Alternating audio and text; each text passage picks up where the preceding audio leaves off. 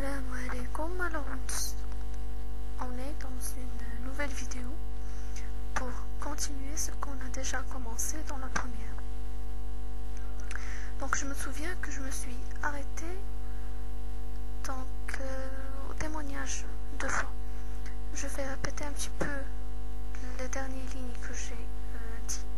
Donc, j'ai dit que l'islam est la seule religion agréée par Dieu, comme il est précisé dans le Coran. En arabe, Dieu dit dans le Coran وَمَنْ يَبْتَغِ غَيْرَ الْإِسْلَامِ دِينًا فَلَنْ يُقْبَلَ مِنْهُ وَهُوَ فِي الْآخِرَةِ مِنَ الْخَاسِرِينَ. Ce qui signifie en français celui qui se veut comme religion autre chose que l'islam, cela ne lui sera jamais agréé et il sera dans l'autre monde parmi les perdants. Donc, il est du devoir de la totalité des personnes responsables d'entrer dans l'islam d'y demeurer avec constance et à jamais. Entrer dans l'islam nécessite dans un premier temps de connaître et de réciter les 2 témoignages de foi. En arabe, Ashhadu anna la ilaha illa Allah wa ashhadu anna Muhammadan Rasulullah. La signification de la première phrase Ashhadu anna la ilaha illallah est je témoigne qu'il n'y a d'autre Dieu que Dieu. Il s'agit du premier témoignage. Le second, je témoigne que Muhammad est le messager de Dieu. Donc ce sont les 2 témoignages de foi. Alors, la personne qui a récité cette phrase en ayant la ferme intention de devenir musulmane entre alors dans l'islam. Elle devra par la suite apprendre les préceptes de l'islam, les 5 piliers, les traditions du prophète Muhammad sallallahu alayhi wa sallam qui constituent la sunna.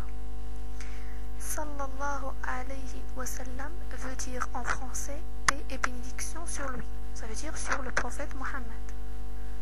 Les 5 piliers de l'islam, on va y aborder par la suite.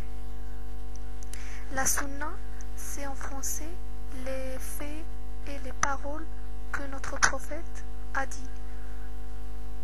C'est la sunna. Donc, auprès de personnes compétentes, donc la personne qui est entrée dans l'islam en disant les 2 témoignages de foi, en ayant la ferme intention de devenir musulman, doit alors par la suite apprendre les préceptes de l'islam auprès de personnes compétentes et se préserver des choses qui la font sortir de l'islam. Car en effet, entrer dans l'islam peut paraître simple, mais il faut savoir qu'il est, et malheureusement, encore plus facile d'en sortir. Tout musulman alors doit protéger son islam de ce qui l'annule, c'est-à-dire de l'apostasie. Il y en a de 3 sortes. L'apostasie par la croyance, ça veut dire croire par exemple quelque chose contredisant la croyance de base de l'islam.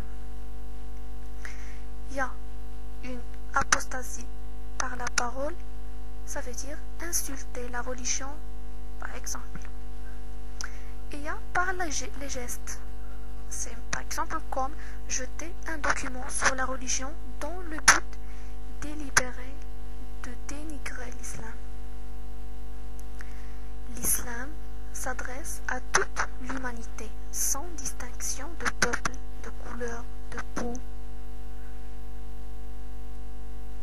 de pays, de tribu, etc. Il est très facile de la constater, que ce soit à Jakarta ou en Amérique, en passant par Istanbul, Le Caire, Paris, etc.